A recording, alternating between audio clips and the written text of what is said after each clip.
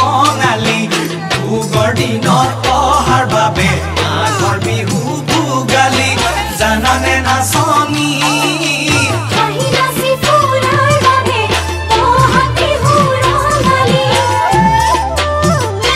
কপৌ ফুল ফুলিছে ডালে ভৰি